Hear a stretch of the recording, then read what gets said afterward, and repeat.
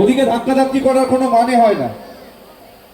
আমরা আপনার ফোনের ক্ষতি হতে পারে, আপনার গায়ে ধাক্কা লাগতে পারে, একটা হাড় ভেঙে যেতে পারে, আপনি 15 দিন কাজ করতে পারবেন না। আমরা রোজ দেখছি এগুলো।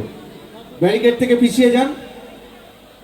আমরা বরণ পর্বে চলে এসেছি জনাব কাজল শেখ, যিনি খুব নিষ্ঠার সাথে এই অঞ্চলে এই সাংস্কৃতিক মঞ্চকে সুন্দরভাবে এগিয়ে দিচ্ছেন, এবং ফিলিপ ভাই রয়েছেন, আরো সমস্ত সদস্যবৃন্দরা রয়েছেন। একটু জোরে হাততালি চাই সবাই একসাথে। আচ্ছা, মাসিমা যিনি উঠে গেছেন লাল শাল গায়ে দেওয়া, বসে পড়ুন। আপনি উঠলে পিছনের লোকের অসুবিধা হবে, বসুন। এখনো আমরা অনেকক্ষণ আছি। মিলন মেলা 2026। আমি মাননীয় কাজল শেখ মহাশয়কে কিছু বলা।